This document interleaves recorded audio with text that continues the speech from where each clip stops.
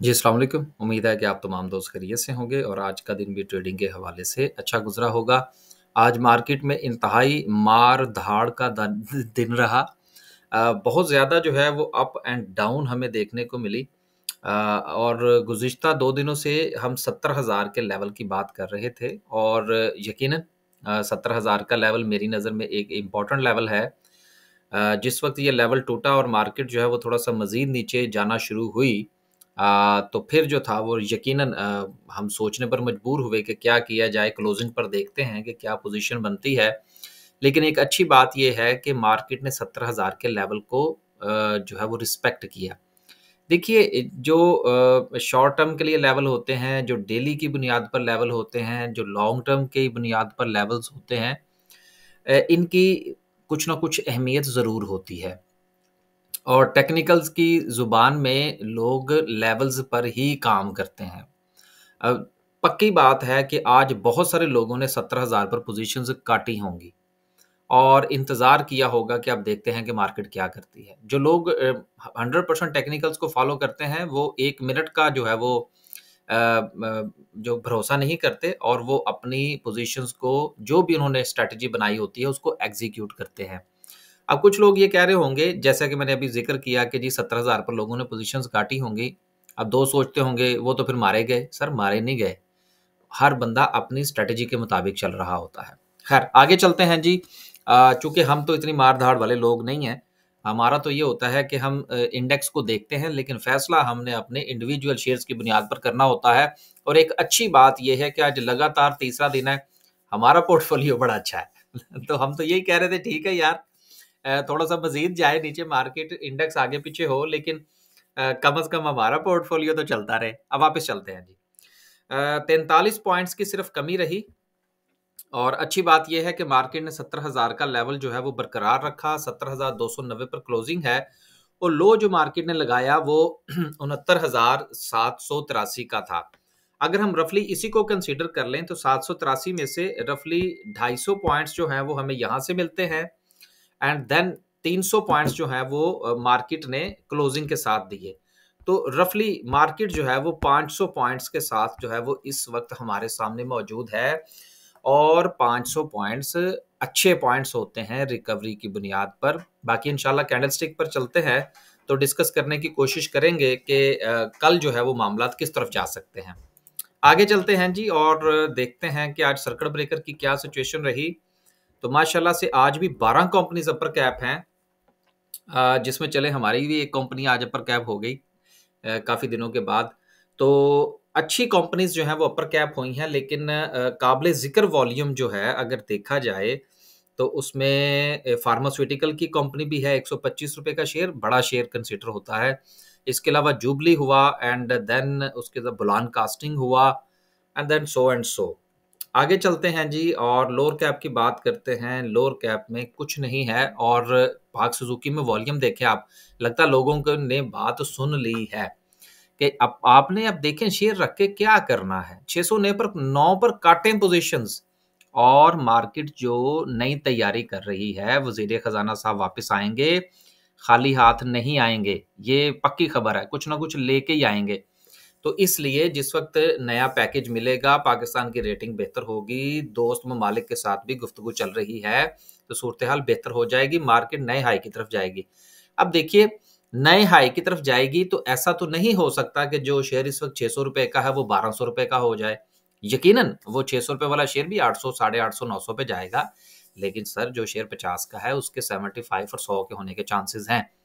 छोटी कंपनियाँ जिसको हम लोग मीडियम कैप कैप कहते हैं या स्मॉल कैप कंपनीज़ कहते हैं, उन्होंने भी तो परफ़ॉर्म करना है ना। अभी तक ज़्यादातर जो परफ़ॉर्मेंस देखी गई है वो लार्ज कैप कंपनीज़ की है। तो मीडियम और स्मॉल ने अभी अपना-अपना हिस्सा डालना है। तो इंशाल्लाह सूरत-ए-हाल बेहतर हो जाएगी पोर्टफ़ोलियो की। आगे चलते हैं जी। और इंडेक्स का जायज़ा लेते हैं कि किस-किस ने कितने पॉइंट्स डाले। मीज़ान बैंक तो आज जो है वो क्या कहते हैं जी, लोअर लॉक होते-होते बचा। बैंक अल हबीब ने बड़े पॉइंट्स निकाले, एचबीएल ने निकाले, यूबीएल ने निकाले। इसके पीछे क्या राज़ था, ये खबर है, ये आगे चल के तो इंशाल्लाह डिस्कस करते हैं।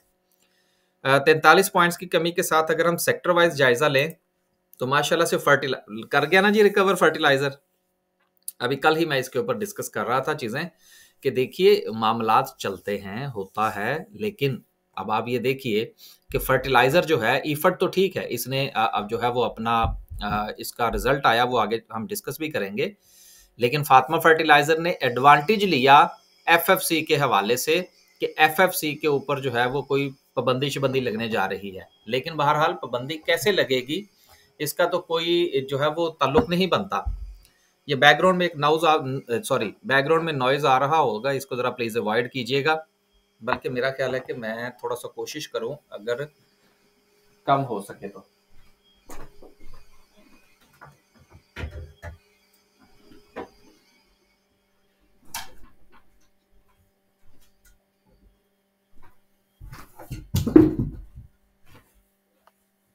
जी, वापस मेरा ख्याल है कि अब नॉइज़ थोड़ा कम होगा। असल में गोरे काम कर रहे हैं, घर में थोड़ा-सा कंस्ट्रक्शन का काम था, तो गोरों का फिर आपको पता है काम करने का तरीक़ाकार ज़रा मुख्तलिफ होता है। वो ना सिर्फ़ कि वो पहले काम करते हैं, जो भी उन्होंने करना होता है, उसके बाद फिर वो सफाई भी करके जाते हैं।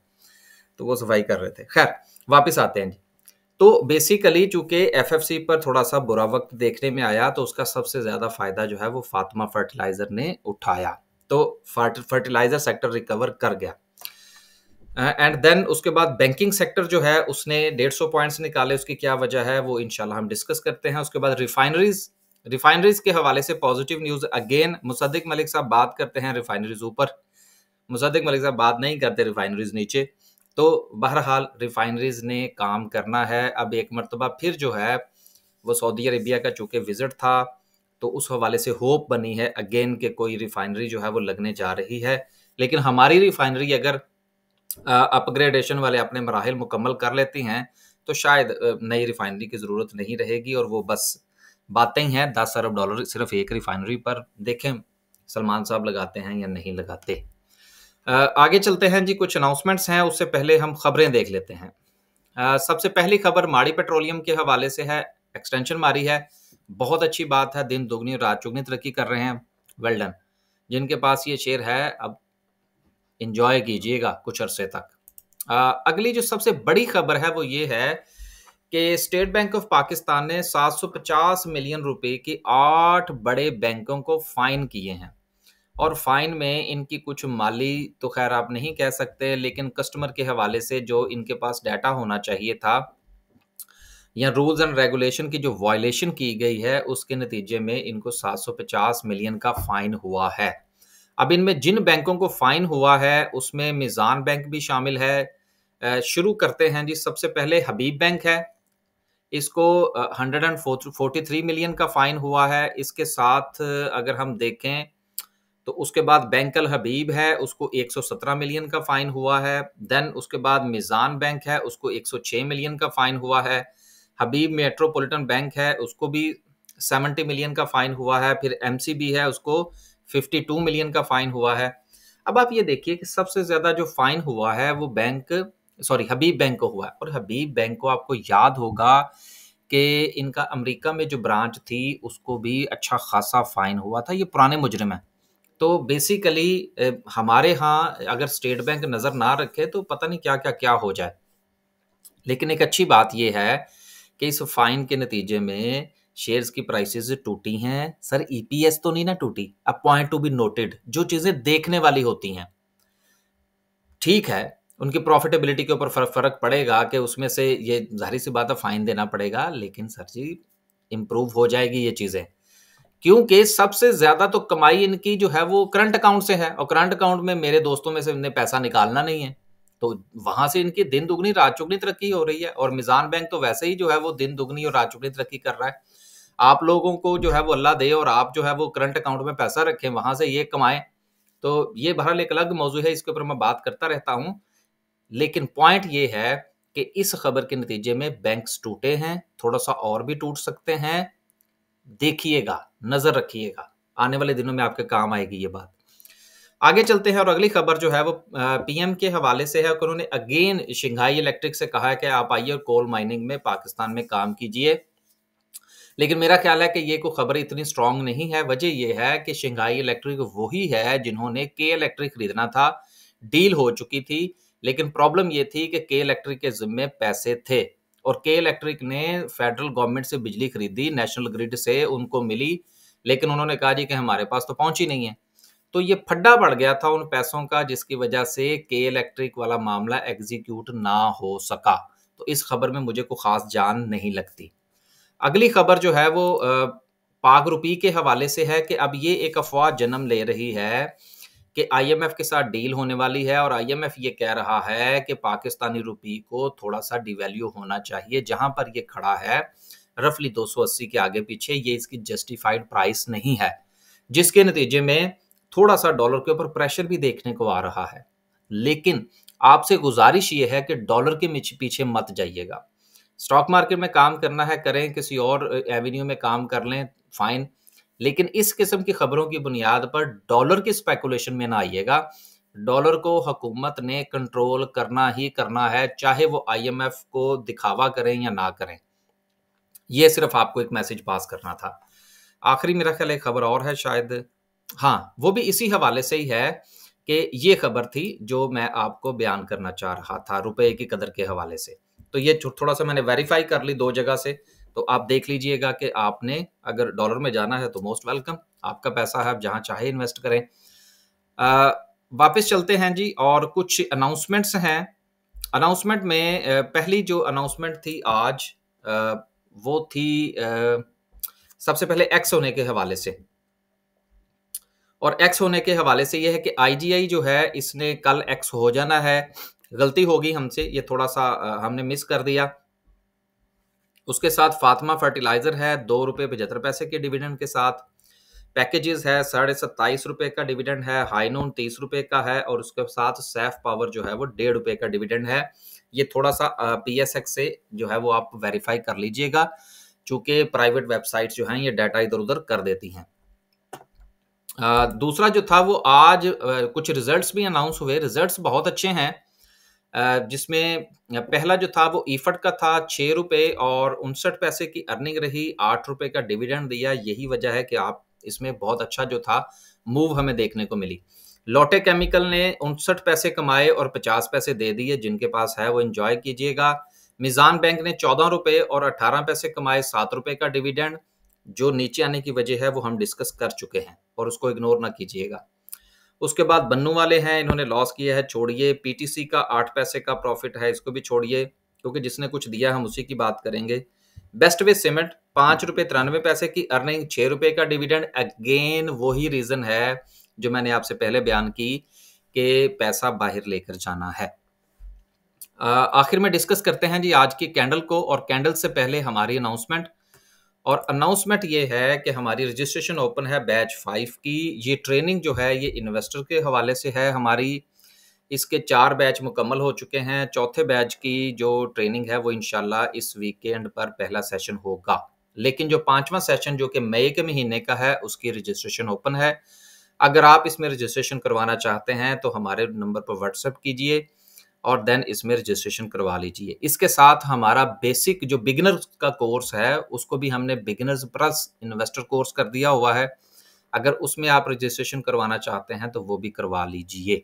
दोनों में जो भी इंफॉर्मेशन चाहिए हो व्हाट्सएप नंबर थंबनेल पर भी है और यूट्यूब के चैनल पर भी है।